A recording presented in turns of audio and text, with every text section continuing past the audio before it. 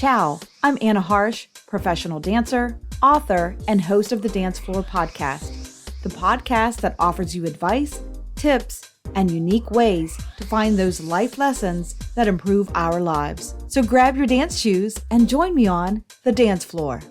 Welcome, everyone. Welcome to the dance floor. I have a very special guest with me today, Mr. Beau Bowden. He's an actor, singer, dancer extraordinaire, and also a special Allegro alumni. Welcome to the dance floor, Beau. Thanks for having me, Anna. We were reminiscing a little bit before we started chatting on the dance floor here. And gosh, you danced with Allegro in the 90s. I know I said it, the 90s. And it's been a minute since you and I have been on a dance floor. We were partners back in the day, but gosh, what great memories. And we've learned so much throughout our careers. And we were chatting about that. What do you think is something that stands out that you were saying that you've learned from being in Allegro or doing those days of shows? I learned a lot of movement that I didn't know that I would need in my collegiate days at West Virginia University. Movement is a big part of your theater curriculum. I had no idea that I would have classes every year that were dedicated to movement. So, obviously you teaching me so much, whether it be through Italian folk or jazz or whatever, really was almost like a prerequisite in getting me ready for a very competitive collegiate career. I don't think people realize when you go to a big university or even a small university, whether you go like a liberal arts college, fighting for stage time can be very competitive. And obviously you want to, learn a lot and gear yourself up for the real world by putting maybe a few things on your resume. But having good training in movement will go a long way towards preparing you for your collegiate career. And I know there might be a few people listening, students of yours who, whomever that might be thinking about going to college or further their education in the arts. For me personally, because I believe it was late high school. I think I joined Allegro in the late 90s when I was like a senior in high school. Yeah. And into my early college years, I went to a small commuter college called Fairmont State for a year before transferring to WVU. And there was a big difference, obviously, going from a small commuter school to a big university where you had people coming from all over, the United States. And like I said, competing for stage time, competing for roles and things like that. And it kind of gave you a taste for the real world. So already having a few things in my back pocket through the training that you gave me through Allegro or Anna's Expression of Dance, as was that was your business? Yeah, your business studio that you had. We did everything. I mean, we did a little bit of everything for Allegro. Like you said, like the show would start out with these authentic folk dances that I was researching at the time and trying to gain more repertoire in the folk dance world. But we also mixed it up and told Italian stories. Right. And we did it through jazz or modern, or some of you guys even sang and did like your own little piece. I think we had a jazz number with all men. And that was really cool for me to be able to work with like all boys that could do a jazz piece and really put in some of those theatrical aspects that you guys were learning and honing at the time. I think we're all doing a little, growing at the time as well, like growing our careers and growing as people and artists. And that was a great stepping stone for me too. Like, just how do I own a company all by myself and run this business and get it on its feet and get it feet moving, across. And then we started touring. That was just crazy.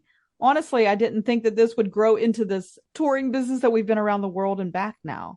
And the touring was fun. It was nice to kind of get out of Clarksburg and go up to Pittsburgh or go down to Charleston or wherever we went. I remember those were a couple of the places that we would go and meet new people and learn from these other communities, see what they had to offer in terms of arts and culture, which is what we do. Yep. Arts and culture is what we do for a living. And, you can really give back to your community through the arts, whether it be dance, whether it be theater, if you're a musician or a director directing your local community theater, which I've done a lot of recently. Actually, not that recently. I look back and I was like, it's been about 10 years since I've directed my last play. Well, that's the thing. Time flies when you are on the stage, for sure. And I think we're both going through these memories of, wow, look how much we've grown. Look how much we've learned.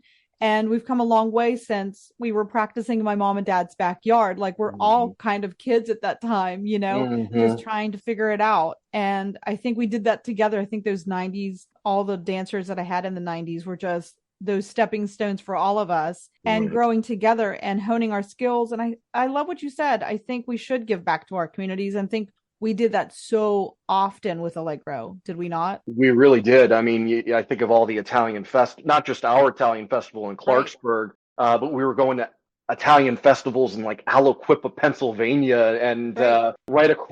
one was at like the University of Charleston in West Virginia. I remember specifically, and I think you were with the group that we studied with the flag wavers from Italy also. yep, I remember that We group. brought those in. We That was performing at the great. Waldemar in Clarksburg, which That's was right. kind of a historical society. So, one of the things I remember the most was just getting to meet all these great new people and learn so much about the arts and culture community, not just ours, but from other walks of life. Whether we would have Yeah. special guests from, Yeah, we had a lot of special guests in and out of our group for sure that would right. come in and choreograph or teach us something new or teach us a skill. Hmm. And that's what it's about. Not only learning with each other, but giving back to your community and growing because Hmm. those skills now have propelled you into the realm of theater and film. And I know you were recently on a show and I sent you a message like, way to go. You were on Hacks, right? I have been working on a TV show called Hacks, which is on HBO Max, or just HBO. Yeah. Um, Back to I, HBO. you'll see me a little bit. They did give me Deborah Vance, who was the character played by Jean Smart. I was her security guard this season. Any steady work. One of the things you have to realize about working out here in Hollywood is it's a business first. It's yes, the money is nice. Any chance you can get close to the action, it's important. And a lot of people think, well, this is just a small dinky little role. You hear that old expression that there are no small roles, just That's small right. actors. It's important to say yes to a lot of opportunities because you never know when a small opportunity will become a big opportunity. And I've seen that happen personally to myself. So yeah, I've been playing her security guard this season. You'll see me in there a little bit. I bounce around in a lot of blue collar. I have a very blue collar look to myself. I have the cue ball Bruce Willis style head. that, But you've been in uh, lots of movies and commercials and things throughout the years. And I think that's the thing. You said yes to those things, and networking is the key. I mean, we both are networking fiends that yes. we keep connecting with others, which propels us to the next thing and the next thing because the more people you know, the more jobs you might get. Absolutely. I've had, you never know when that straight offer is going to come your way. And people say, hey, I got something here for you. No need to audition. You're perfect for the role. And it may be two lines in an indie film, which is, like I said, this happened to me before. I was in a short film for the Super Bowl about a year and a half ago during the Super Bowl pregame show, where I played a Raiders football player back in the 1970s during the John Madden, Al Davis era. This short film was all about the career of Al Davis, the famous Raiders owner, and you can see it on YouTube. It's called Just Win, Baby. And you'll see me in there just for a brief moment. But what sets you apart? What makes you special? Obviously, I like to work out a little bit. I try to take care of myself. Whether it be hitting the heavy bag or something like that. But they had a scene on a bus where they had us loading onto a bus after we had lost a game to the Steelers on the Immaculate Reception, and all the players were very disgruntled and upset, Mhm. and they wanted a lot of long faces. And at one point, they just started going around in the aisle. Just they want to get these one shots of us, maybe reacting to us losing a big football game. And I started punching the back of the bus seat to the point and I just started yelling obscenities, which I knew this wasn't going to, or maybe they would, Gonna make the bit. yeah, the obscenities weren't going to make it, but maybe they would, dub it out. I knew what we were doing here to the point where I broke the bus seat, and the bus got really quiet because I don't think they thought I was going to react that way. Well, guess what? That made it into the final cut. There it is. There it is. And it's all about bringing what you have to offer over the top aggression Yeah. that I thought Yeah. would have been very appropriate for that moment in that Right. scene. They wanted me to bring something, and that's what came to me. And sure enough, the director liked what he saw, and even though I was only in there for maybe I made the final cut for about 2 seconds in the final film. Who cares? You get credit. I'm in the Super Bowl. I'm the Super Bowl pregame show, That's right. which was a really cool moment because in this American society that we live in, we put the Super Bowl on a pedestal. I know. And never in my wildest dreams, and you never know what opportunities are going to come your way. Just getting picked, number one, and then making the final cut in the end for a Super Bowl pregame featurette, I guess is what we would call it. And you can check it out. It's called Just Win, Baby. We filmed it at the Rose Bowl. And it's a great short film. It's about a 6-minute film on the career of Al Davis. So if you get a chance, check it out. We'll check that out. It's a really cute docudrama, I should say. You were also in Wedding Crashers, I believe. Oh yeah, that was a long time ago. That was I think that was one of the very first things I ever worked on. Mainly, they were looking for wedding guests to play at the wedding, the big wedding scene. Christopher Walken's daughter is getting married, and I think I was featured in one scene. Just I wasn't doing that much, but what I do remember is getting picked off the bus when they were transporting us in that day was one of the ADs pulled me aside and said, "We'd like you to be a stand-in for one of the main characters during the football scene, that infamous football scene." And so obviously they bump your pay a little bit. It's about saying yes to the opportunities that come your way. When you see it, you'll know it, and seize the moment. Bring what you have to offer when that moment comes. Even when you picked me, for Allegro, okay, what can I bring to this? I was a wrestler in high school. And wrestling is a very movement-oriented. I was just going to say, you are a very strong dance partner, and I love that about you. And you were always like, yeah, let's do it to the fullest and let's go. Facials and energy. Like you really always got our crowd going and, pumped up with all the dancers backstage too. So I love that energy. And that's what we needed at the time. We needed that person that led us backstage and said, let's do this, people. Let's get it going. Let's hype ourselves up. And even when we would teach something to the audience too, you were always like, I got this, Anna, let me go. It's great to have teachers like that or directors where the director performer relationship where you say, let me try something here. And you could always tell me to back off. When I'm doing a play, I would rather me bring, what's that old line from Spinal Tap? These go to 11. I want to play this in 11, and you come and pull me back if need be. Bro, that's a little too much. Let's bring it back to an 8 or a 7, or maybe you're not getting this concept the way and that's fine. I don't take that personally when a director comes up to me and says that. I'm like, I would rather give too much rather than a director try to pull a performance out of me. And I'm sure you've had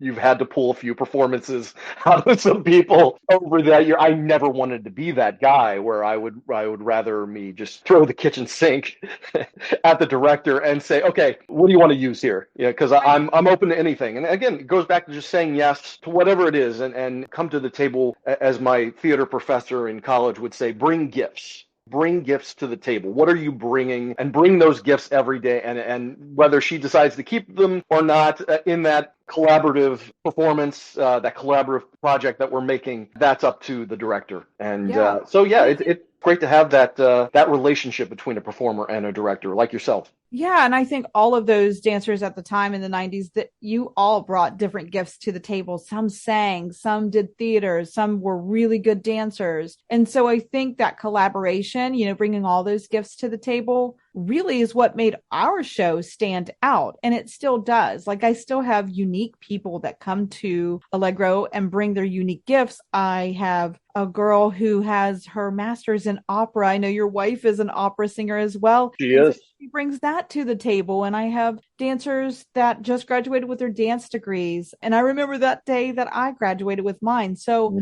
they're coming with that fresh perspective and that next generation energy like yourself. But what would you say to that next generation? I know you have little ones. Well, they're not super little now, but now that you're a dad and on the other side, what do you say to that next generation? My oldest daughter, she's 17 years old. She's a junior in high school. It's hard to believe. I remember when you met her, she was just a little one. It was itty bitty. And Yeah. now she's almost to her senior year. She wants to become an animator. She really Wow. enjoys the Fox animated cartoons, so she wants to work with computer animation, and there's a lot of opportunity for that, whether it be Oh, in the commercial world or whether it be in the feature world. We're lucky that we live in an era where YouTube and social media is a thing. You can put yourself out there, and that's a great thing. Obviously, you want to take breaks and not become overly obsessed with social media because that can right. become a problem. But it's much easier now for artists to be able to put their art, whether it be if you're a musician, putting yourself out there on Spotify. There's all these different mediums that you can use to your benefit. And then I have an 11-year-old daughter who has just been bitten by the musical theater bug, just did her first musical, and she is just soaking up everything that she can. I love these little conversations we'll have in the car. Well, how do I get past these other two girls who are better than me? And I was like, it's not about that. You need a dance partner, and you need to just focus on yourself. Be yourself. What do you bring to the table? Because the two girls that obviously beat you out for the part that you wanted, they bring something special. I'm sure you do too, but maybe it didn't come along like you wanted it, and that's okay. Sometimes the answer is no, and a lot of times, from whether you're be a casting director or a director or a producer, the no is not always a no. It's a not right now. And sometimes you do have to wait your turn. And there's a lot of that here in Hollywood. I deal with it on a daily basis. I'd never take rejection personally. It's not a no. It's a not right now. And you never know. I had a conversation with I guess a famous actor, I guess you could call him. He was on a show called Buffy the Vampire Slayer back in the 90s. His name was Nicholas Brennan, and I think he played Xander on that TV show, if I remember correctly. And I met him at a party one time, and I said, how did you make it? Here you are you have a big part on a WB or CW TV show. What did you do? And he was like, I started out as a PA, basically the bottom of the totem pole on the production side, getting Pop-Tarts for actors, getting coffees. You got me the wrong frosting on this Pop-Tart, wrong coffee. I wanted 2 sugars, not 1, that sort of thing. And he earned his stripes, and it was a lot about networking. We go back to networking and getting to know those directors on set, getting to know the writers, the producers, because you never know even the assistant directors will become directors at some point. And I had an assistant director come up to me the other day and said, "Are you Beau Bowden?" He was on Hacks. And I go, yeah. He's like, Jason, I used to book you on 24. I was like, oh my God, I haven't seen you in 15 years. It's that type of impression that you yearn for in this business. And going back to what Nicholas Brennan told me, was it just about being nice and being impressionable, because if you're a good person and they remember you, then you might be wrong for the supporting role in this show, but you might be right for pizza guy number 5. And pizza guy number 5 is going to pay you, $25,000-$50,000. And that's going to pay your rent for the year, and you can go out and find other roles and things like that. So it's just about putting yourself out there and networking and being yourself, making an impression, because you never know when that assistant director is going to come back up to you and say, I remember you from 15 years ago. And I was going to say, that's how we got so many of our gigs for Allegro. We would go to a performance and they would say, your dancers are the kindest people and the sweetest people backstage. They notice those small things, like you said, that kindness matters. And that's how we got the next gig and the next gig and the next gig. And our performances were so engaging and so entertaining and educational at the same time. We sprinkled in a little bit of culture and entertainment as well as education into our shows. And I think that mattered. You always want to make that good impression, that first impression, and a lasting impression, most importantly, because they are going to remember a lasting impression just as much as a first impression. And that's part of that dance training that we went back to at the beginning, was you don't have, time on stage to do it again. Like, it's one time and that's it. Don't waste it. And we would get rebooked, as I recall, on a lot of the same shows. Obviously, I always felt like the Clarksburg Italian Heritage Festival was the big show. That's always seemed to be the main show. Yeah. Are you still doing that? Okay, I wasn't. I'm gonna date myself, but listen, I've been dancing at that festival since 1979. I believe it. I believe it. Yeah. But Allegro's been there since 1994. Hmm. And yeah, we'll be back again this year in August, Labor Day weekend. It's always Labor Day weekend that we take that main stage. And I think about my 90s group Mm. because I thought, wow, how far have we made it? Like you said, from my mom and dad's backyard, just rehearsing and trying to hone our skills to now we're booked around the country and we've even danced in Italy. But if it wasn't for your first groups that you guys danced with, I wouldn't have had this group today for sure. Right. And I remember you had an eye for talent, and I'm not just saying that, but No, you're right. I've heard that before. I had but so many people recently say you should be an agent. but most importantly, you were able to pick out a good group of people that had chemistry. And I can't tell you how much, whether it be athletics or whether it be the arts, how important chemistry is when it comes to putting yourself out there and performing. I never recall anyone being a big problem in terms of attitude. It's that acceptance and attitude that you bring to the rehearsal process, or to the process in general, to say, hey, I want to be here. I want to put out a great product, and I'm not just here for myself. I'm here. I'm working for the process. I'm working for the art that we're putting Yeah, out we there. really were a group. And I think that was maybe it's slightly different today, slightly, but I really felt like the early 90s when we were dancing together, everybody was like, yeah, we're doing it for the group. We are this group and we're a team. I can't tell you how many times I think yourself or somebody else would be like, let me fix your apron or let me fix you zip up or just Mhm. being helpful backstage, picking up tambourines or scarves or whatever we had, props, and helping with costumes. I think just being there for each other was also a big deal. It meant a lot for ourselves. You're right, and we got along. I think that was the main Mhm. thing. Again, it goes back to chemistry. Is Yeah. that we genuinely enjoyed being around each other, and Yeah. and that includes your parents, who Yeah. were a big help. God rest your mother's soul and your father's soul, because I remember your father doing a lot of the blue collar Gosh, yeah. driving, and your mother cooking those delicious, elaborate Italian meals that I couldn't get enough of, especially all the Listen, and calories we that we were also putting. you're right, we couldn't stop being around each other. It was that true friendship, and we went to the movies together and we just hung out for each other and went through so many milestones, graduations and parties and things that everybody would be having. We're like, yeah, we're there. If you were in a Mhm. play, we all the dancers were like, we're going to go see Beau perform. You always showed up, even for the Yeah. stuff that you weren't a part of, whether it Yeah, was somebody else's absolutely. show. But I think that's what Um, I learned from these folk dances, that when somebody in the community is needed, somebody in that circle of the Tarantella is needing something, sick, we need that mhm. healing. We're all going to be circling around them and giving them our love and support. And I think that's what I drew from these folk dances that I was learning. So I was transferring that information onto the group and saying, oh, well, I get it. We all need to be here for each other, not only in Right. the circle, but outside of the stage and a bigger And circle. if I recall correctly, there was a guest artist that you brought in to help the boys with hip hop. Yeah, I believe Scott. his name was Scott. Yeah, Yeah, exactly. And he was really cool, a great guy to work with. And right. tragically, he died in a car accident like We all went. months after you brought him in. And Yeah. I had never been through something like that. Mm. That was my first time dealing with like a major tragedy And where something so close. and he Yeah. was young too. He Yeah. was, how old was he? He wasn't in his He was in 30s. his mid 20s, maybe. Yeah, he was Yeah. young in his 20s. Oh God. And Great friend. He was a dancer too at Disney, I believe. We met at a fitness place that I was working, and I encouraged him to dance again. And he's like, "Oh, yeah, I danced for a little while." And I was like, "Come back to dancing. Why don't you help me choreograph this? It would be great for the guys."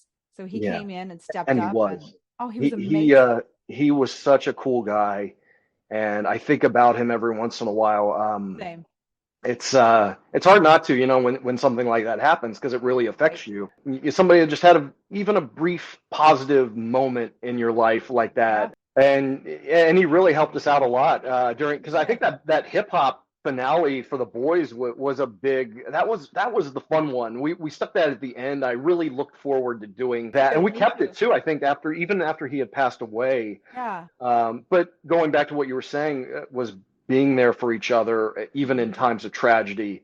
You need your community. Yeah, I remember us. I think every one of us Every single one went to went. the funeral. Were affected by just that time that Interaction we that got we to had spend together. with Scott, and I'm grateful that even for a brief moment that, and if his family is listening, I hope they know how special he truly For was. sure.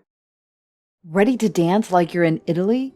It's time for the Italian Dance Challenge. Clear some space, grab a bottle of water, and gather your whole family because this Zoom dance party is bringing the energy of Italy right to your living room. And guess what? It's completely free. Yes, I said free. So turn your cameras on, bring your best dance moves, and get ready for a fun, cultural, and totally unforgettable experience.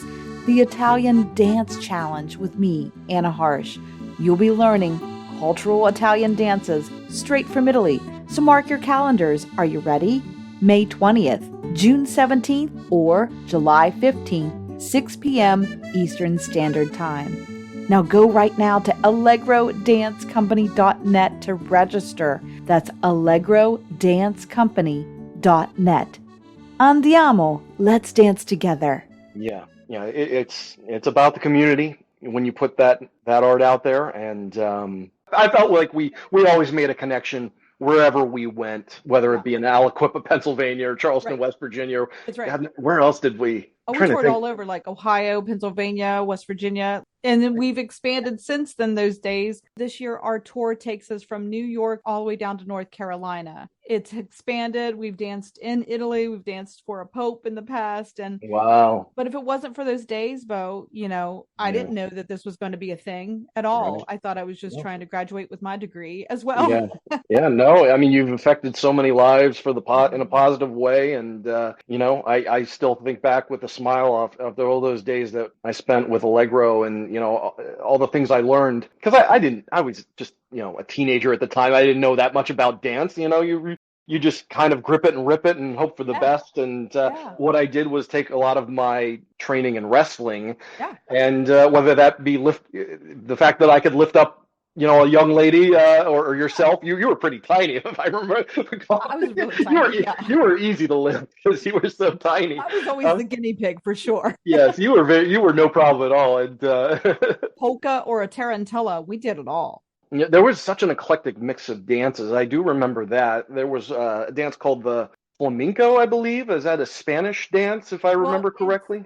and that evolved into a dance that now I learned actually in Naples. It's called tamariata. But at the time, Mm-hmm. Doc called it flamenco because I was still learning about castanets and that Spanish infiltration into Italy. And so now we actually learned the dance from the Campania region, and it's called tamariata, and it has castanets at the time. We were Mm-hmm. mimicking at the time. We almost had it then, Beau. So Mm-hmm. our show has evolved and we've learned so much throughout the years. And now I have so many authentic dances that I've learned in Italy and brought them back. And I'm so excited to share them. Right, and I can see all the trophies there in the back. I remember when you got they gave you the Lifetime Achievement Award for the Italian Heritage Festival in Clarksburg. Yeah. I think I had just moved back to the East Coast at the time. I needed to take a break from this town and do something else and learn different things and start directing too. I found a theater that I could start directing. But I was able to reconnect with Allegro during the early Yeah. 20 teens and come see some shows. Yeah. And Yeah, it has evolved, but we're still eclectic and we still do a little bit of jazz or modern or something different on stage. But now we have this vast repertoire of authentic dances that I was just starting to collect at the time when you were there. But now I can't tell you how many dances now that since I've collected in Italy and brought them back. And you can see my collection of tambourines behind me that collected from around the world. And even my mentor from college has sent me tambourines that she performed. Right. And now she's Yeah. retired and she sent them to me. One passion, one mission to preserve authentic Italian dance before it disappears.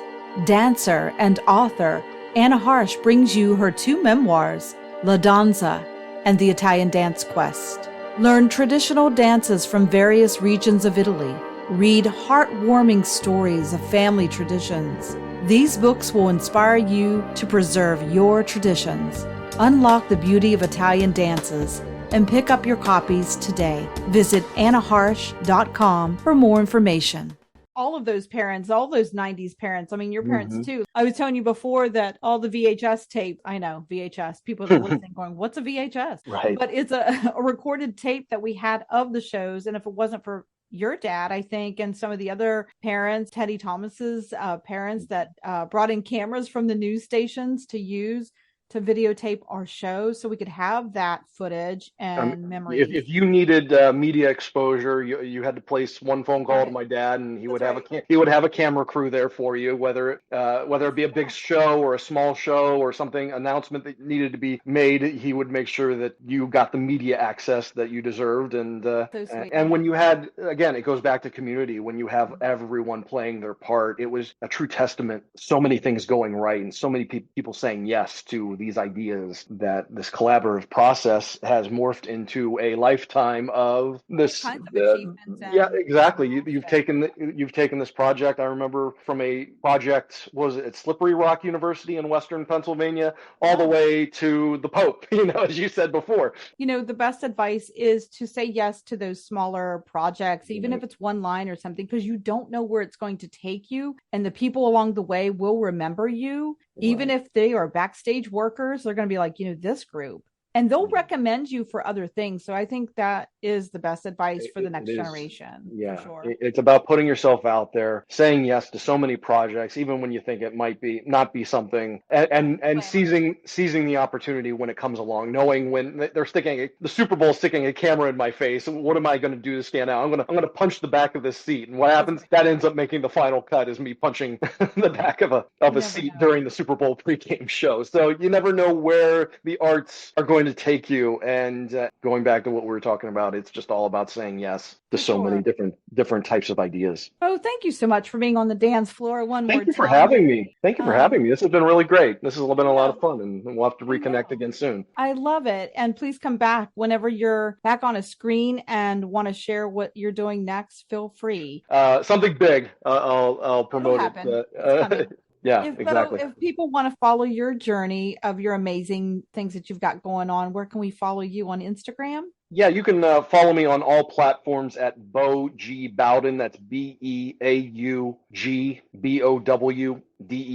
Beau G Bowden, across all platforms. Awesome. And I'll put that in the show notes too, so people can follow your journey and how exciting. Please give your family a big hug from me and your girl. Absolutely.